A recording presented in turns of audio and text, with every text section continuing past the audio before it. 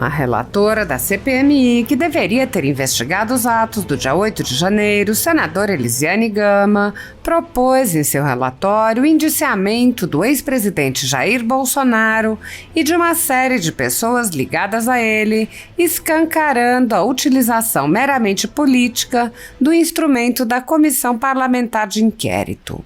Pelas redes sociais, parlamentares e internautas comentam a atuação da relatora, enfatizando a completa ausência de surpresa em seu relatório, já que desde o primeiro dia ela deixou claro seu desinteresse em uma investigação de fatos e seu compromisso com a perseguição ao ex-presidente. O senador Marcos Rogério disse: como era de se esperar, Elisiane Gama inicia a leitura do seu parecer, já atribuindo culpa ao ex-presidente Bolsonaro, que nem sequer estava no país durante os atos.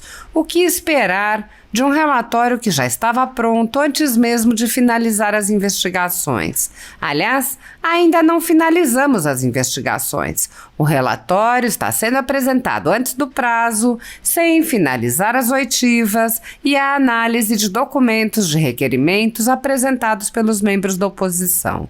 Lamentável. O deputado Nicolas Ferreira ironizou: Bolsonaro indiciado no relatório, nunca foi ouvido na CPMI e nenhum depoente do dia 8 o acusou de crime algum. Eis a credibilidade de Elisiane. O deputado Maurício Marcon apontou: só falam do Bolsonaro, mas prova que é bom, zero.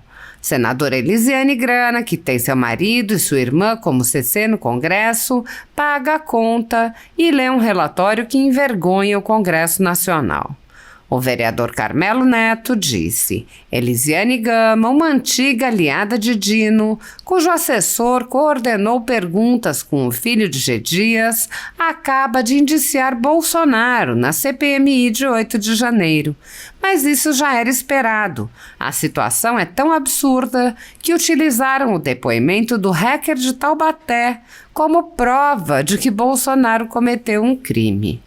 A vereadora Jessicão utilizou ícones de palhaço e de circo e lamentou: meu Deus, quanto tempo perdido, quanto dinheiro jogado no ralo com essa CPMI do dia 8 de janeiro. Essa relatoria já estava escrita desde o pensamento da criação da CPMI. Quantos patriotas abandonados atrás das grades com esperança de um resultado positivo nesta CPMI. A cidadã Jaqueline Loyola disse: esse relatório tem um único objetivo. Eles querem prender Bolsonaro. A relatora está criminalizando Bolsonaro, culpando de coisas que não têm nada a ver com a CPMI. Meu Deus, vergonhoso tudo isso. A CPMI acabou em pizza com um único objetivo: ser usada para prender Bolsonaro. Está culpando Bolsonaro de ter tudo, coisas que não têm nada a ver com a CPMI. Revoltante. Bárbara, do canal Te Atualizei, disse: Elisiane Gama pede indiciamento de Bolsonaro porque ela quer. A democracia relativa aceita tudo. A cidadã Tássia disse: Elisiane Gama, em seu relatório, indicia Bolsonaro pelos atos de 8 de janeiro. Bolsonaro foi ouvido? Não. Alguma prova disso foi obtida nas investigações? Não. Cadê a imparcialidade da relatora? Evaporou. Esse é o Brasil da democracia relativa.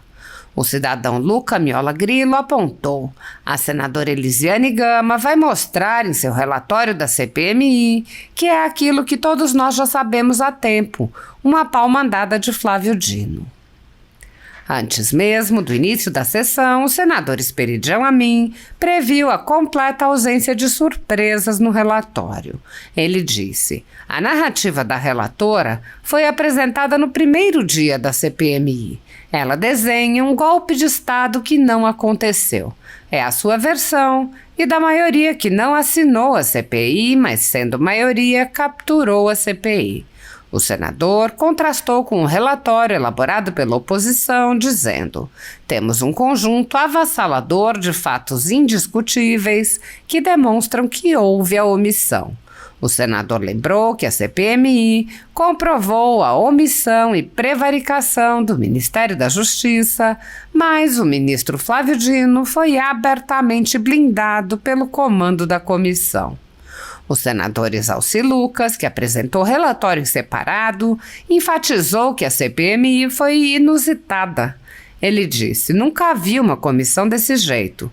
O que a gente percebeu desde o início foi a relatora já com a posição tomada e tentando simplesmente fundamentar o voto que deve ser apresentado aí. E todos já sabem qual é a direção.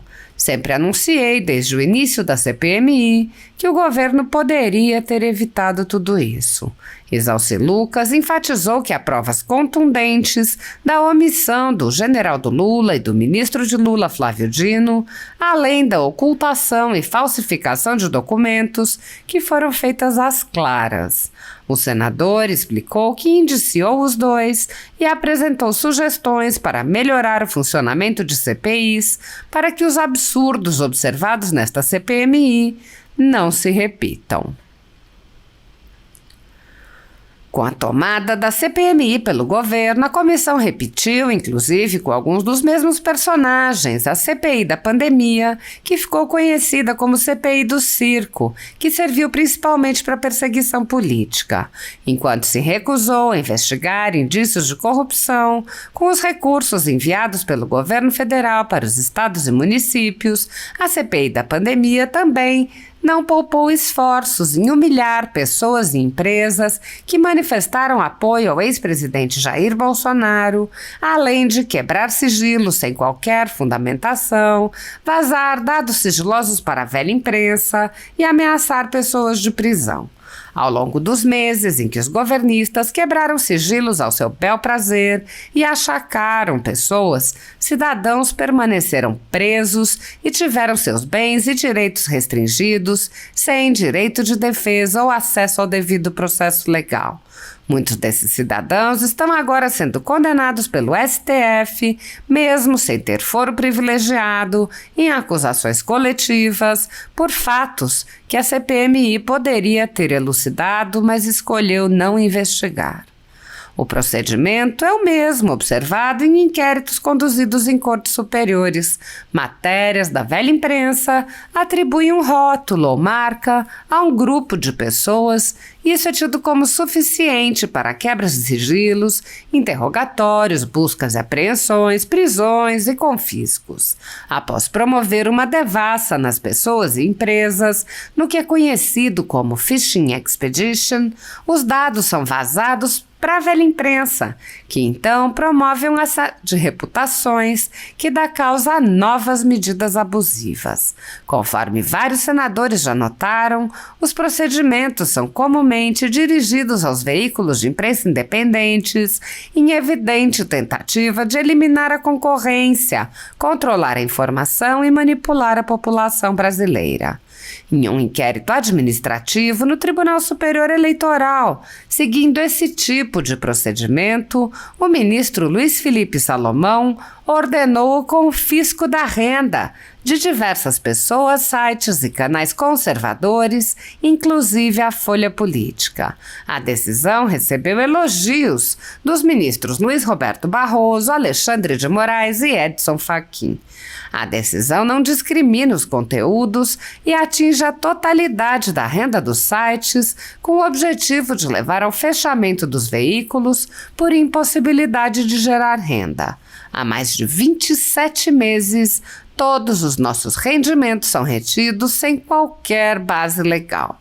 Se você apoia o trabalho da Folha Política e pode ajudar a impedir o fechamento do jornal, doe qualquer valor à empresa Raposo Fernandes através do Pix, utilizando o QR Code que está visível na tela ou o código ajude@folhapolitica.org. Caso não utilize Pix, há a opção de transferência bancária para a conta da empresa Raposo Fernandes, disponível na descrição deste vídeo e no comentário fixado no topo. Há mais de 10 anos, a Folha Política vem mostrando os fatos da política brasileira e dando voz a pessoas que o cartel midiático quer calar. pix@ajude@folhapolitica.org. Assista. Hoje, o que a bancada, além do parecer da relatora, tem um voto em separado aí da bancada de oposição. O que é esse voto em separado? O senhor pode adiantar alguma coisa pra gente dele? Posso dizer que a narrativa da relatora já foi apresentada no primeiro dia da CPMI. Então ela desenha um golpe de Estado que não aconteceu. Mas é a sua versão e da maioria.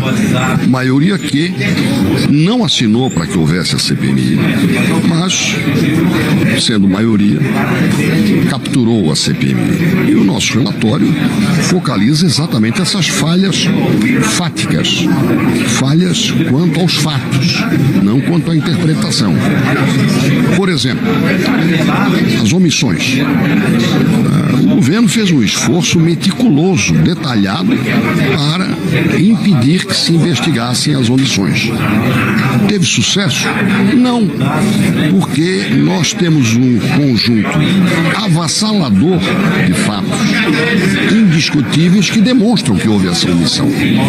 Com as informações que chegaram ao sistema brasileiro de inteligência, com a prevaricação do Ministério da Justiça em relação ao emprego ou não da Força Nacional que ali estava disponível, tudo isso documentado. Portanto, o nosso mapa das omissões fica para que nós, como sociedade, prossigamos na investigação. Esta CPMI não conseguiu sequer ouvir o chefe da Força Nacional que estava disponível no dia 8 de janeiro e que não foi empregado. Nem o seu trabalho, nem empregada a atuação da própria Força Nacional. O senhor está dizendo que a CPI não cumpriu o que ela se propôs? Não, esta parte da omissão não é que não cumpriu, ela foi obstaculizada pelo governo. Não foi a inércia, foi o cuidado para que não se chamasse o ministro da Justiça, para que não se acariasse o então ministro do GSI com o chefe da ABIN. Vamos ter problemas. Frase do ministro antes de os problemas acontecerem e nada feito. A frase do presidente da República em duas entrevistas nos dias 12 e 18 de janeiro: alguém abriu a porta por dentro. O presidente Lula, 12 e 18 de janeiro, abriram a porta por dentro. Ou seja, alguém que estava do lado de cá, do governo, abriu a porta para o ingresso dos visitantes, segundo alguns invasores e segundo a narrativa do governo golpista. Então, esta ficção política vai despertar na nossa sociedade, na imprensa, a necessidade de prosseguir a investigação. E, finalmente, não assinte ao conceito de justiça. No mesmo ano em que se consideram nulas as provas concretas da corrupção da Lava Jato, essas pessoas, os vândalos, ou as pessoas responsabilizadas nesse processo do STF, manchando a história do STF, recebendo condenações de 17 anos, na média, eu acho que essas exorbitâncias, que obedecem a uma narrativa oficial chapa branca, vão ser questionadas ao longo da nossa história no futuro. Tá certo, senador. Muito obrigada. Um bom dia para o senhor. Exatamente. Eu venho acompanhando, a CPMI, não participei de todas as sessões. Foi uma CPMI inusitada. Nunca vi uma CPMI desse jeito, a forma da condução, sem aprovação de requerimentos importantes, com muita dificuldade de aprovar, de chegar na verdade. O que a gente percebeu desde o início é a relatora já com a posição tomada no início e tentando simplesmente fortalecer, fundamentar realmente o voto que deve ser apresentado aí, que todos já sabem qual é a direção. Então, tive cuidado, porque sempre anunciei antes da CPMI o que o governo federal poderia ter evitado tudo isso. Não estou passando a mão na cabeça de ninguém, mas que o governo poderia ter evitado, sim.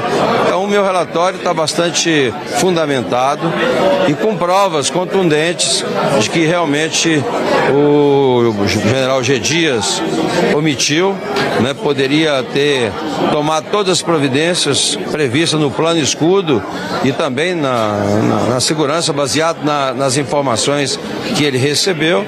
E o ministro Dino também fez tudo para não informar a CPMI, né, o que aconteceu lá, né, nesse dia 8. Apesar de ter gravado, filmado, ele não se dispôs a entregar aqui as câmeras, né, as filmagens, sequer encaminhou, como o Supremo determinou, a documentação. Então foi omisso também. E ele era o chefe da segurança pública. Poderia ter evitado tudo o que aconteceu. O relatório, o voto separado do senhor foca na omissão. O senhor pede indiciamentos? Sim, os dois que têm de fato documentos e fundamentação para isso, exatamente o ministro Dino e o general G. Dias. Eu pedi o indiciamento dos dois, mas apresentei também ao Senado 3 modificações para melhorar o andamento da CPMI. Primeiro, né, a questão de quebra de sigilo, para evitar o que aconteceu do ministro Nunes Marques, proibir a quebra de sigilo, o acesso ao sigilo quebrado. A gente colocou realmente que não podemos fazer como a relatora fez, quebrar o sigilo de todo mundo, pessoa jurídica, pessoa física, e ficar pescando informações para tentar fundamentar o relatório. Então isso nós estamos colocando, que para quebra de sigilo tem que ter uma fundamentação, também com relação à imparcialidade, né, a relatora não pode ser parcial como foi, inclusive com documentos aí provando as perguntas e respostas entre a relatora e o depoente. Também a gente está colocando isso claramente no regimento da qualquer coisa nesse sentido, o afastamento do relator, e também colocamos para que o autor do requerimento também possa participar da mesa diretora, porque hoje a relatora sequer assinou a CPMI o requerimento. Então são essas nossas propostas. A CPMI cumpriu o que ela se propôs? Vamos ouvir com atenção a relatora, também haverá votos paralelos. Infelizmente a CPMI, apesar dos esforços até da presidência, do deputado Arthur Maia, ela não cumpriu todo o seu objetivo. Entretanto, ela foi importante sim para esclarecer alguns fatos que, se não fossem elas, ficariam encobertos. Então ficou claro, por exemplo, que o governo federal falhou, poderia ter agido para prevenir as invasões e, no entanto, falhou, e a falha foi operacional, não foi uma falha de inteligência. Do outro lado, existe a invasão e a destruição do patrimônio público, também reprovável, mas essa parte, vamos ser sinceros, isso já estava sendo bem apurado pelas outras instituições, Polícia Federal, Ministério Público Federal e o próprio Supremo Tribunal Federal já vinha fazendo julgamentos. Então, no que a CPMI poderia mais contribuir, que era apurar essa parte que não estava sendo apurada, ela conseguiu avançar, mas infelizmente não conseguiu concluir o resultado, porque houve obstrução da base do governo em relação à continuidade das investigações, ilustrada principalmente pelo fato de nós não ter conseguido chamar aqui o diretor da Força Nacional. Agora, o voto separado da oposição, ele foca nessa omissão, então? Sim, veja, aqui a CPMI é para apurar a verdade, os fatos que aconteceram. Então não existe nenhuma tentativa de enfraquecer a tese X ou a tese Y. É inegável que houve essa falha operacional. Nós tivemos a revelação aqui, inclusive na CPMI, de que o batalhão da Guarda Presidencial estava à disposição do GSI e não foi acionado. Que a Força Nacional estava com 4 pelotões ao lado do Ministério da Justiça e não fez nada. E ficou a esclarecer por que não agiram. Foi deliberado ou foi por uma omissão? Mas um fato, e isso eu quero esperar para ver se está no relatório da relatora da CPMI, da senadora Elisiane, houve uma falsificação de um documento encaminhado ao Congresso Nacional pelo ministro do GSI do Lula, que é o Gonçalves Dias. Isso tem que estar no relatório. Então aqui, CPMI não é para passar a mão na cabeça de ninguém, é para apurar os fatos, para revelar os fatos. Acho que a base governista teve toda a liberdade de apurar os fatos, porque tinha a maioria, e infelizmente a oposição, e não por ser oposição, não teve a mesma liberdade, porque várias diligências foram coartadas. Agora, só uma última última pergunta, senadora, é uma discussão que a gente falou com algumas parlamentares aqui, é sobre essa posição divergente, em alguns momentos, posições divergentes do STF com relação à vinda de depoentes, autorizar que eles não comparecessem. Isso pode enfraquecer a CPMI? Penso que nós temos que discutir melhor os poderes de investigação da CPMI e eles têm que ser respeitados. Então a CPMI não precisa, por exemplo, ficar pedindo autorização ao Supremo Tribunal Federal ou a qualquer órgão judiciário para exercer poderes investigatórios que lhes são próprios. Então busca e apreensão, quebra de sigilo, e essa supervisão pelos órgãos judiciários precisa ser feita com muita parcimônia. Em relação aos depoimentos, aqui houve uma certa divergência jurídica. O direito ao silêncio é um direito sagrado, está na nossa Constituição, a CPMI tem que ser respeitada, é apenas uma discussão desses limites, e hora e outra houve alguma, vamos dizer assim, oposição entre a posição do Supremo e da CPMI. Eu não acho que isso deve ser feito um cavalo de batalha. Senador, muito obrigado.